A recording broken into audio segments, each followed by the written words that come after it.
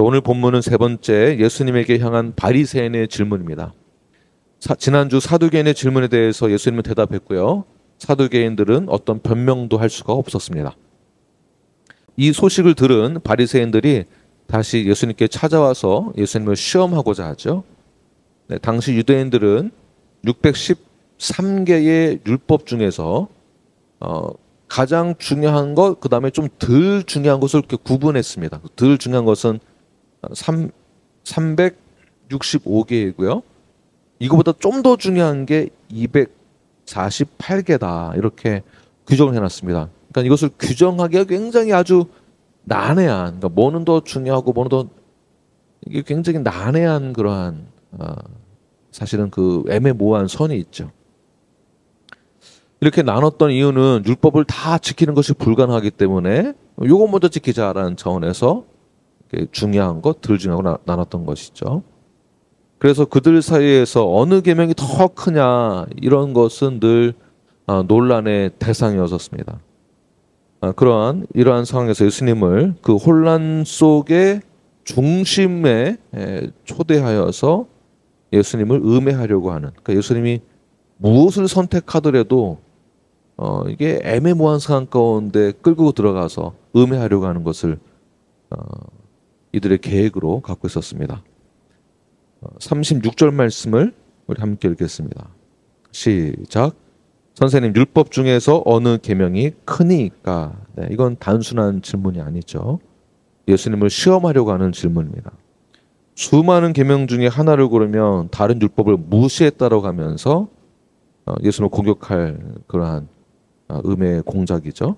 그러나 예수님은 이러한 함정에 빠지지 않고 예수님께서 율법의 핵심을 꿰뚫어 보시면서 율법의 가장 중요한 그 핵심을 설명하고자 합니다. 그것은 바로 사랑이라는 그러한 율법 정신입니다. 그 율법을 지켰느냐 안 지켰느냐 이것보다 더 중요한 게 그 안에 사랑이 있느냐 없느냐 이걸 보는 것입니다.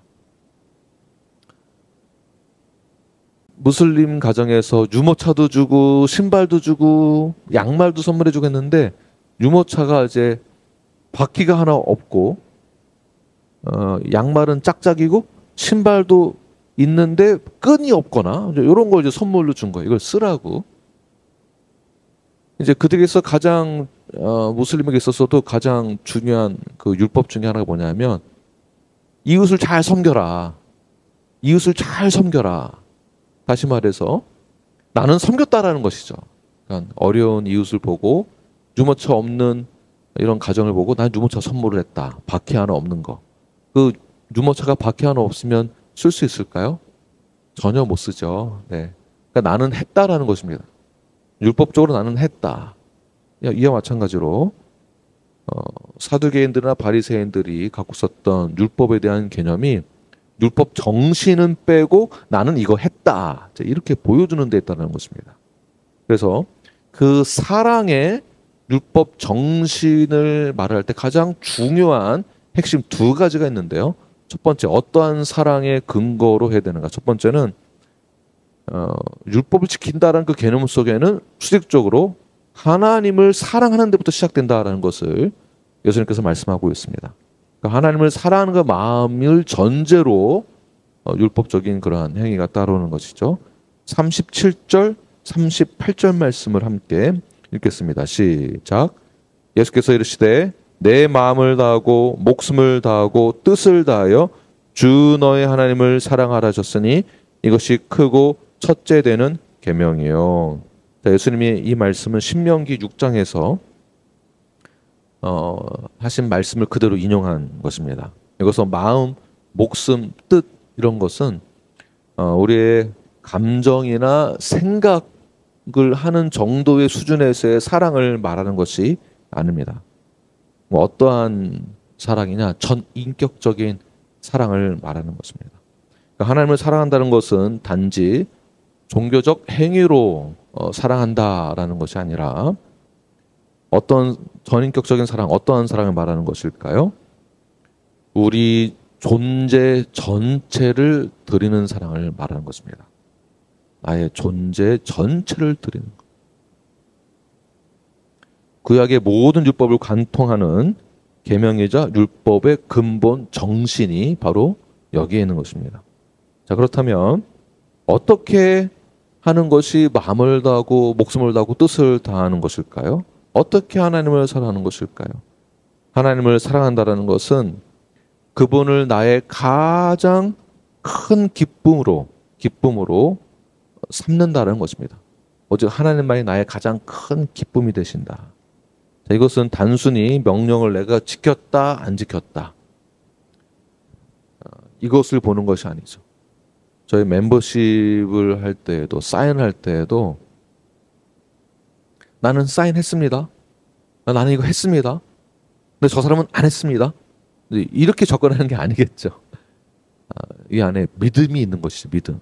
나의 신앙 고백이 있는 것입니다. 그걸 전제하에 그 믿음과 신앙 고백의 전제하에 멤버가 되고 사인을 하게 되는 것인데 여기에 근본 정신은 무엇입니까? 내가 하나님의 그 위대한 사랑을, 은혜를, 긍휼하심을, 자비로우심을 받았다라는 전제하에 감사, 기쁨으로 우리에게 주어진 언약을 내가 지키겠습니다라는 것이죠. 우리 언약서에 내용이 있습니다.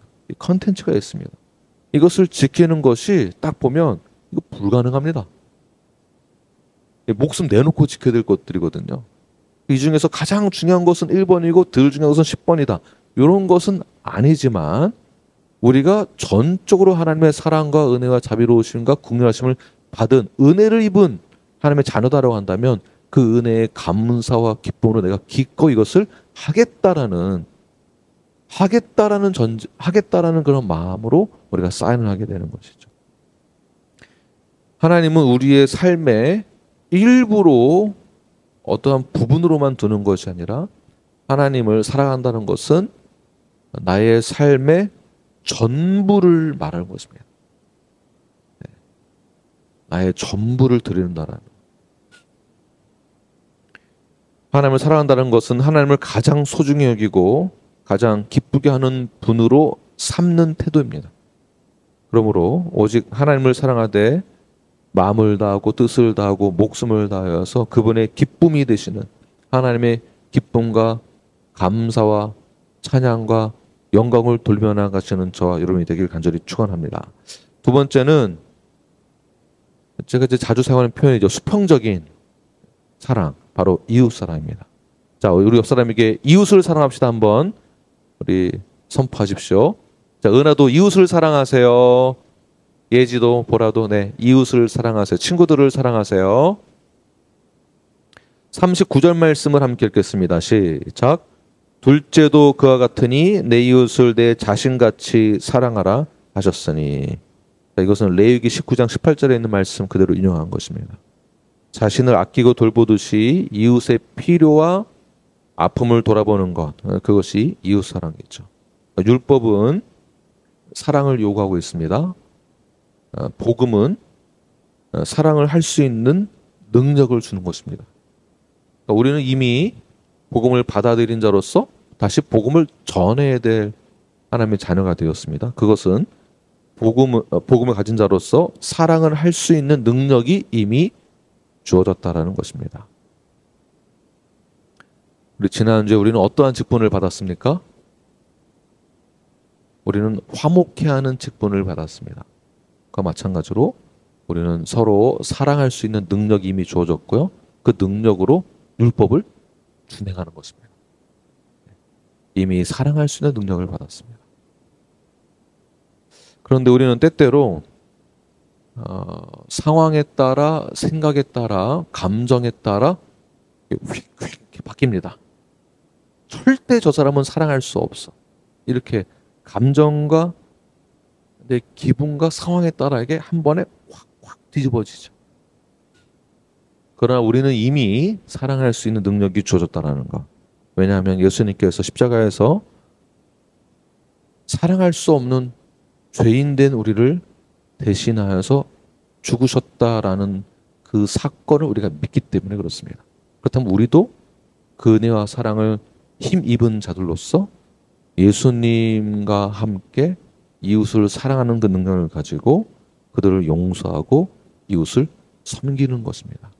섬기되 어떻게 섬기라는 것입니까? 내 이웃을, 네, 나의 이웃을 나처럼. 이거는, 네, 유모차 바퀴 하나 빼고 주는 정도로는 할 수 있는 게 아니죠. 나처럼 하려면 모든 걸 다 쏟아내야 됩니다. 그래도 부족하죠, 사실. 쏟아내면서도 사람은 이기적이라 내 거는 남겨놓고 주게 되거든. 그래서 우리는 하나님의 은혜가 필요한 것이고, 그 은혜를 우리는 이미 경험했기 때문에 그 한계가 사실은 없습니다. 사랑의 한계. 마치 내 자녀에게 그렇게 하듯이.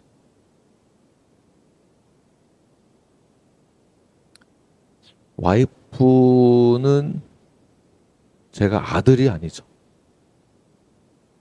와이프는 저를 봤을 때 나의 핏줄이다라는 생각을 안 갖죠. 그러니까 남편보다 자연스럽게 내 핏줄인 내 아들한테 신경이 더 쓰겠죠. 남편에게도 해주지만 내 핏줄에게는 모성애, 그걸 누가 이길 수 있겠습니까? 모성애를. 그만큼 내 핏줄인 자녀에게 하는 것만큼 이웃을 사랑할 수 있다는 것은 하나님 주신 능력밖에는 없습니다. 자, 이러한 두 가지의 계명을 40절 보게 되면 이 두 계명이 온 율법과 선지자의 강령이다. 강령에 동그라미 쳐보시고 강령.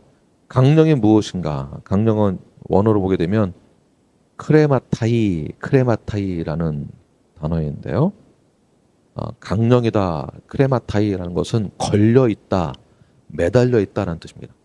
그러니까 어디에 걸려 있다, 함께 걸려 있다, 함께 무엇과 무엇이 매달려 있다라는 뜻입니다. 무슨 뜻이냐면 구약 전체의 율법과 선지자의 가르침은 이 두 계명에 걸려 있다. 그러니까 절대 뗄래야 뗄 수 없다라는 것이죠. 지난 주일에도 수직적으로 하나님과 나와의 관계가 회복이 되었다면 수평적으로는 화목의 직분을 가진 자로서 역할을 당연하게 된다. 근데 2번이 안 된다면 1번이 의심스럽다. 1번이 내가 회복이 됐다면 1번이 맞다면 당연히 2번이 된다라는 것처럼 오늘 본문에서도 마태복음에서도 이 두 계명이 수직적인 관계와 수평적인 관계가 강령이다. 이 두 개는 뗄래야 뗄 수 없는 관계다. 걸려 있다라는 뜻이죠. 이해되십니까? 그러므로 사랑한다는 것은 이것은 찰스 스펄전 목사님 말씀하신 내용인데요. 사랑이라는 것은 율법의 영혼이며 그것이 없으면 모든 행위는 시체와 같다라는 말씀하셨습니다. 그러니까 아무리 우리가 신앙생활을 잘하고 말씀대로 행하고 아무리 봉사도 잘하고 보여지기에도 거룩하게 보이고 친근하게 보이고 친절해 보이고 웃고는 있지만 사랑이 없으면 그 모든 행위는 시체와 같다. 아무런 소용이 없다. 죽은 것과 같다. 다시 저희 교회로 돌아와서 건강한 교류소의 사명을 지키기 위한 우리의 삶의 모습과 제자훈련, 언약, 우리 멤버십, 예배, 기도, 봉사, 헌신, 섬김이 외적으로는 아무리 훌륭하게 보이는 출석률이 있고 얼굴도 자주 보이고 열심히 참여한다라고 해서 본질적인 하나님을 사랑하는 것과 이웃을 사랑하는 그런 마음이 없다면 그러한 신앙은 사랑이 없는 껍데기와 같은 것이다. 시체와 같은 것이다. 라는 것입니다. 여러분, 사랑이라는 것은 단순한 감정으로 하는 것만이 아닙니다. 사랑이라는 것은 전적인 헌신이 있어야 하며 이웃을 사랑하는 복음의 열매가 있어야 됩니다. 그러므로 우리 스스로에게 한번 물어보십시오. 나는 정말 하나님을 내 전부로 생각하고 있는가?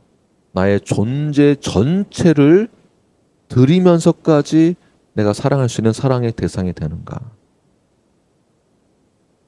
두 번째는 내 이웃을, 나의 가족을, 우리 교회 안에서 형제 자매를 진정으로 나 자신처럼 사랑하고 있는가? 그런 마음 없이 겉으로만 그냥 사랑한다라고 말을 하면서 행위로 나타나지 않는다면 그것은 껍데기만 남은 것, 혹시 나의 신앙이 껍데기만 남아있지는 않은가? 오늘 본문에서 우리에게 요구하고 있는 것은 딱 이 두 가지입니다. 나를 사랑한 것만큼 내 이웃을 사랑하라. 자, 이러한 사랑은 내 스스로 만들 수 있는 것이 아니죠. 내 생각으로 할 수 있는 것이 아닙니다.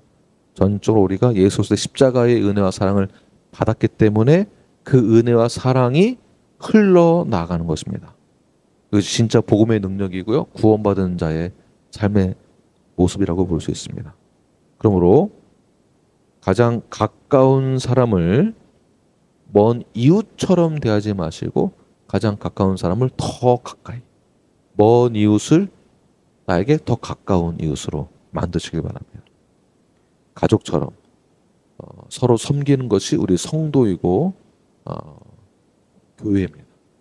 내 감정에 따라서 대하지 마시고 나 자신을 돌보는 것처럼 사랑하는, 서로 용서하는 그런 훈련을 하시면서 율법주의자가 아닌 복음의 내용을 그대로 실천하시는 건강한 성도가 되길 간절히 축원합니다. 기도하시겠습니다.